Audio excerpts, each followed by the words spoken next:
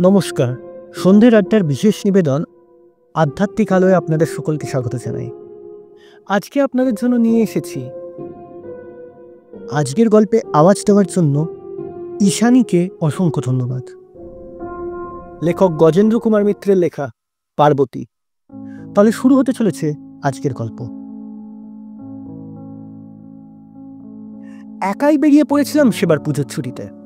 আগে থাকতে কোনো প্ল্যান করা ছিল না, কোথাও যাওয়া হবে না এটা ভেবেই রেখেছিলাম। হঠাৎ টাকাটা হাতে এসে যেতেই সবটাও চারা দিয়ে উঠল। তখন আর রিজার্ভেশনের সময় ছিল না। তাছাড়া পঞ্চমী ষষ্ঠী চলে গেছে, সেদিন সপ্তমী। খুব একটা ভিড় হবে ভাবিনি। তবু মেল ট্রেনগুলোতে আজকাল একটিমাত্র বগি থাকে আনরিজার্ভড। উঠতে গিয়ে একটি ছোকরাকে 5টি টাকা দক্ষিণা দিতে হলো, তবে তার বিনিময়ে একটু বসবার জায়গা পেলুম, এই যা। অবশ্য একটা রাত্রিরই তো যাত্রা, কোনো মতে কাটিয়ে দিতে পারবো এই ভরসা ছিল। খুব কোমর ব্যথা হলে মাঝে মাঝে না হয় উঠে দাঁড়াবো। যাই হোক, আমি তো বসলাম। এইভাবে কুলি ও কিছু বেকার ছেলেকে ঘুষ দিয়ে আরও কিছু যাত্রী উঠলেন। কিন্তু তারপর যা কাণ্ড শুরু হলো তা অবর্ণনীয়। সেই ছেলেবেলাকার পুজোর ছুটিতে বেড়াতে যাওয়ার কথা মনে পড়তে লাগলো, যখন পরনের জামাটা আস্ত রেখে ঢোকা যেত না গাড়িতে। তাই আমার পুরনো জামা পরেই রওনা দিতুম বাড়ির থেকে। এও কম নয়, তেমনি ঠেলাঠেলি, মারামারি, বকাবকি, গালাগালি আর ধাক্কাধাক্কি। দেখতে দেখতে আমাদের ছোট কামরাটা এমন ভর্তি হয়ে গেল যে বাথরুম যাওয়ার কোনো আশাই রইল না। নিঃশ্বাস নিতেও যেন কষ্ট হতে লাগলো।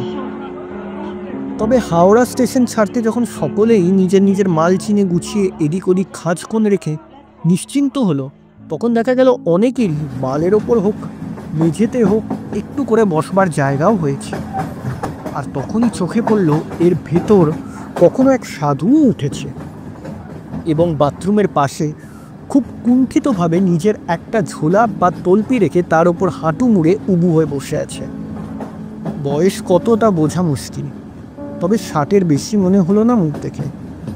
অল্প অল্প জটা আছে, কিন্তু ছাই মাখানো।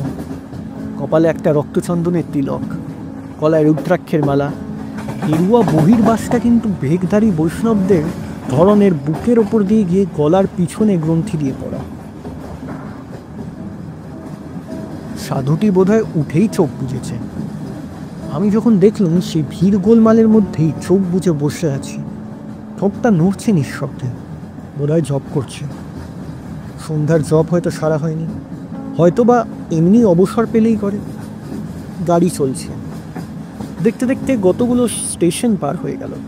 মেল গাড়ি বর্ধমানের এদিকে থামবে না, ততক্ষণে সবাই ধাতস্থ হয়েছে প্রায়। কেউ কেউ বেঞ্চেরই এক কোণে পাছা ঠেকিয়ে বসেছে। যেখানে 4 জনের জায়গা সেখানে 6 জন হয়ে গেছে। কেউ বা নিজেদের ট্রাঙ্ক কি বেডিংয়ের ওপর। ফলে এবার মুখ ছুটেছে সকলকার। রেল কোম্পানির বেআক্কেল সহযাত্রীদের স্বার্থপরতা, কে কবে কোন ট্রেনে মারামারি করেছে, কাকে কে লাথি মেরেছে, এইসব গল্পে কামরা গুলজার হয়ে উঠেছে। সেই সঙ্গে সিগারেট, বিড়ি, চুরুটের ধোঁয়া ভারী হয়ে জমেছে গাড়ির মধ্যে। আমার এসবে রুচি নেই। আলোর যা অবস্থা তাতে বই পড়া সম্ভব নয়, শোয়া তো স্বপ্নেরও অতীত, কাত হওয়াই সম্ভব নয়। সুতরাং অলসভাবেই তাকিয়ে আছি। আর তেমন কোনো দ্রষ্টব্য বস্তুর অভাবে চেয়ে আছি সেই সাধুটার দিকে। সেইভাবেই একসময় বর্ধমান এসে গেল। আবারও এক প্রচণ্ড ভিড় আছড়ে পড়ল আমাদের কামরার দূরে। সৌভাগ্যবশত মালে আর মানুষে দরজা দুটোই ঠাসা বন্ধ। শুধু একটি মাত্র ছোকরা চেঁচামেচি, ধাক্কাধাক্কি অগ্রাহ্য করে জানলা গলে 2টি ভদ্রলোকের মাথা ডিঙিয়ে আর একটি লোকের কোলে এসে পড়ল। এরপর আসানসোল পর্যন্ত নিশ্চিন্ত। এইসব হইহট্টগোলের মধ্যে সাধুটি কিন্তু এতক্ষণ চোখ বুজেই ছিল। এবার যেন জপ করা শেষ হতে চোখ খুলল।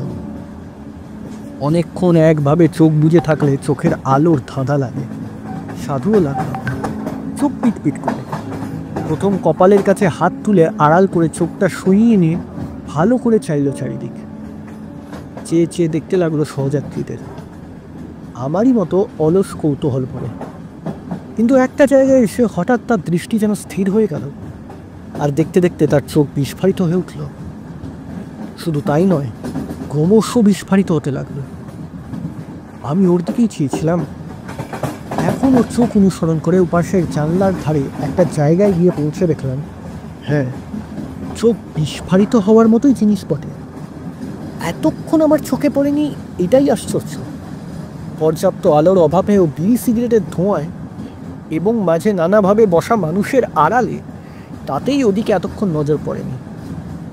একটি কিশোরী মেয়ে, কিশোরী বলতে অভিধানে যা লেখা আছে তাই, অর্থাৎ বছর 15 বয়স। গৌরী নয়, রংটা উজ্জ্বল শ্যাম, কিন্তু তা বাদ দিলে অপরূপ সুন্দরী। চোখ, ভুরু, কপাল, মুখ নিখুঁত, যেন প্রতিমার মতো। আরও প্রতিমার উপমাটা মনে পড়ল ওর খোঁড়া টিকালো নাক ও হরিণের মতো আয়ত অথচ কোন তোলা চোখ দেখে, একেবারে আমাদের সবেককালের দুর্গা প্রতিমার নাক ও চোখের মতো। যখন দেবী মূর্তিকে মানুষের ছাঁচে ফেলার রেওয়াজ হয়নি, সেই সময়কার দেবী প্রতিমার মনে হওয়ার আরও কারণ ছিল। মেয়েটি অবাঙালি বা আমরা যাকে হিন্দুস্তানি বলি, অর্থাৎ উত্তরপ্রদেশেরও নয়। পাশেই সম্ভবত ওর বাবা বসে আছে। তার আর মেয়েটির বেশভূষা, ঘাগরা কাঁচুনিতে মনে হলো পশ্চিম গাড়োয়ালের লোক, কিংবা কুলু উপত্যকার অধিবাসী হবে। বদ্রীনাথের পথে এই ধরনের পার্বতী মেয়ে দেখেছি, মানালির দিকেও দু একটা। এইটুকু মেয়ে, কিন্তু নাকে বড় একটি নথ, মুখের আকারের সঙ্গে বেমানান, তবে সুন্দর মুখে সবই শোভা পায়। সেই নথ থাকা সত্ত্বেও ভারী সুন্দরী দেখাচ্ছে মেয়েটিকে, বিস্ফারিত চোখে চেয়ে থাকার মতোই, তাতে সন্দেহ নেই। কিন্তু তা হলেও সাধুটি যেভাবে চেয়ে আছে, সেটা তো সাধুর পক্ষে শোভনীয় নয়। ওই বয়সের লোক এমন একটি অল্প বয়সী ভদ্র সন্তানের পক্ষেও একান্ত অশোভন। সে ওইভাবে একদৃষ্টে চেয়ে আছে তখন থেকে, তারপরেও চেয়ে রইল। চোখ সরল না একবারও, বরং মনে হতে লাগলো পলক ফেলতেও তার ভরসা হচ্ছে না। দৃষ্টিকটু, তাতে দ্বিমত নেই। এতক্ষণে আরও অনেকের দৃষ্টি এই অস্বাভাবিক রকমের অশোভন ব্যাপারের দিকে পড়েছে এবং খারাপও লেগেছে। সুতরাং এবার আলোচনা ঘুরে ওই তথাকথিত সাধুর ওপর গিয়ে পড়ল, আর তীক্ষ্ণ বাক্যবান বর্ষিত হতে লাগলো। সাধে কি নেহরুজি এদের প্যারাসাইট বলেছেন? উচিত আইন হয় সাধু হওয়াই বন্ধ করে দেওয়া। একজন বাঙালি ভদ্রলোক তিক্ত কণ্ঠে বলে উঠলেন। যে ছোকরাটি জানলা গলে উঠেছিল সে বলল, তো করবেন, এতগুলো লোককে চাকরি দিতে পারবেন, বেকার যে আছে তাদের তো কাজে দিতে পারছেন না। শুনেছি 1.5 কোটির ওপর সাধু আছে। এখন দিচ্ছে কেন? এরা তো উপোস করে নেই, বরং আমাদের চেয়ে ভালো খায়। ঠিকই তো, আপনারাই খাওয়াচ্ছেন, কিন্তু সেই গেরুয়া কি জটা দেখেই তো খাওয়ান। প্যান্ট পরা জটা কামিয়ে এলে কি খেতে দেবেন? 4টি উপদেশ দিয়ে বিদায় দেবেন। ওপাশ থেকে একটি টেরিলিনের জামা হাতে অগণিত রত্নের আংটি, অর্থাৎ স্পষ্টতই কোনো মালদার ব্যবসায়ী, এক মুখ ধোঁয়া ছেড়ে বলে উঠলেন, বলুন, এসব পেট তোলা ভণ্ড সাধু দেখলে ভাই আমার কিন্তু গা জ্বলে যায়। কোনো মোট বয়েও তো খেতে পারে। আরও এক প্রবীণ হিন্দুস্তানি বিজ্ঞভাবে ভাঙা ভাঙা বাংলায় বললেন, বাবু সাহেব তো আসলে সাধু যারা, তারা কেউ হিমাচল পাহাড় ছেড়ে যাবেন না। এই যা সব সাধু দেখছেন, সব ভোজন কে লিয়ে, ভজন কে লিয়ে নাহি। পূর্বোক্ত আংটি পরা বাবুটি বললেন, আর কি, যারা একটু ওরই মধ্যে লেখাপড়া শেখে, তারা কোনো মিশনকে সঙ্গে গিয়ে গেরুয়া না। সেখানে ভারী আরাম, মাথায় পাখা ঘুরে, নেটের মশারি মেলে, ভালো ভালো খাওয়া, ঠান্ডারা লাগলে তো কথাই নেই। আর যারা এরকম পেটে গোঁটা দিলেও কোঁক করে কাঁপাচ্ছে, বেরিয়ে পড়ে মুখ দিয়ে, তবে এই জটা পরে সাধু সেজে দুধ ঘি গাঁজার অভাব হবে না। এদিকে একটি বৃদ্ধা এসে এতক্ষণে কোলে বাটা রেখে পান সারছিলেন। তিনি 2টো পান মুখে পুরে বলে উঠলেন, অত গাল খাচ্ছে তবু তো চৈতন্য হয় না। এখানেই কেই আছে ডাব ডাব করে, যেন মেয়েটাকে গিলে খাচ্ছে একেবারে। গিলকে কেউ একটা কাঁটা দিয়ে চোখ দুটো গেলে। এবার সেই হিন্দুস্তানি ভদ্রলোকের কণ্ঠে একটু ভিন্ন ধরনের সুর বাজল। বললেন, ही देखकर हमारा एक कथा मने पड़लो बाबू। हमार बचपन में देखा था। विश्वास करूं चाहे नहीं करूं, हमी जो देखेছি सच বলছি। গঙ্গা মাই কি কসম, সাহিবগঞ্জের কথা। তখন আমার সেখানে থাকি এক ভারী তান্ত্রিক সাধু ছিলেন, খুব সাধন ভজন করতেন, दिन रात जब ध्यान। नहीं बापूजी, भोजनानंद नहीं, कोई कुछ खावा दिए गले खेतो, नहीं तो उपवास থাকতো। साधन ছিল कि माता जी को खोकी कुमारी रूप देखबे। फिर रात काली माई की मूर्ति सामने माथा टुकतो और बोलतो, और कबे देखा दीबी माँ बोल, नहीं तो यही बुकेर खून तो पाए ढेले मर जाएगा। ता सुने हैं हमारे पिताजी के बोले छिलेन उन्हीं, एक रोज शेष राते काली माता जी 8 बछर की लड़की के रूप में धरे सपने देखा दिए छिलेन। এই ले हमारा गौरी रूप, और सामने देखते चास ना, सज्जा करते पारबी ना। साधु बोले छिलो, नहीं माँ से होबे ना, আমি सामने ही देखबो, खून और मांस का लड़की। क्या खतरा होगा, मरे जाबो यही तो, लेकिन देखा होने से ही तो सिद्धि, और बेचे की फायदा हमार। এই বলে ভদ্রলোক থামলেন। তখন আর সাধুর দিকে নজর নেই কারো। সকলে উদ্গ্রীব কণ্ঠে প্রশ্ন করলেন, তারপর তারপর এই খাপ দেখার 1 বছর পর তান্ত্রিক তো ঠিক করলেন মা আর দেখা দিবেন না, ওর সঙ্গে একটু তামাশা করলেন। উনি এবার জানি দিবেন, আপনার হাত সে কুরবানি হবেন আপনাকে। যেদিন সব ঠিক, তো সেরা পূজা কো বীরাষ্টমী কে রোজ সবেরে উনি বসে আছেন, একটি 8 বছরের লড়কি নিয়ে এক বাবু যাচ্ছেন পুজো তলায় পুজো দিতে। বাবু ওকে শখ করে শাড়ি পরিয়েছিলেন, लाल सिल्कर साड़ी, जेवर भी परिएছিলেন कुछ कुछ, और गले में एक माला भी दिए थे। हमार ठीक याद नहीं, बोधे बामन की लड़की होगा, कुमारी पूजा के लिए जाता था। अपना घर से देखे वही साधु की कर लो, एक हुंकार दिए एकदम सामने से पड़ लो, लाफिए जाके बोले, चिल्ला के बोले उठे, माँ एलिसे से, माँ एलिसे से। बस वही जे गोद में पड़लो और उठलो ना, एकदम डेड बाबूजी, विश्वास করুন। তবে হয় কি, ওই রূপে মাতাজি ওকে খোয়াব দিয়েছিলেন, কিন্তু সে মেয়েটা भी তখনই বেহুশ হয়ে পড়লো, বহুত ভারী বিমার হয়ে পড়লো।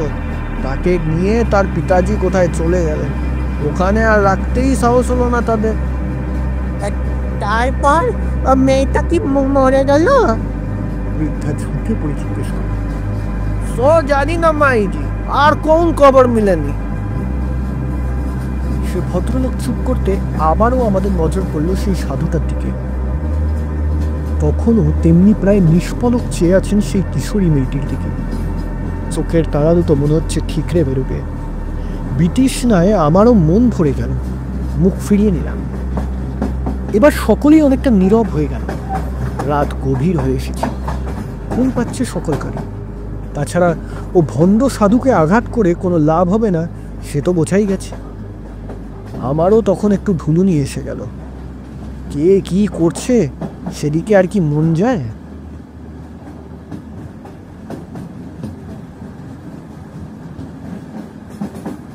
হঠাৎ সেই মেয়েটি তার গারোয়ানি ভাষায় বলে উঠল, দেখো তো ভালো করে, সাধুজি বোধহয় মরেই গেছেন।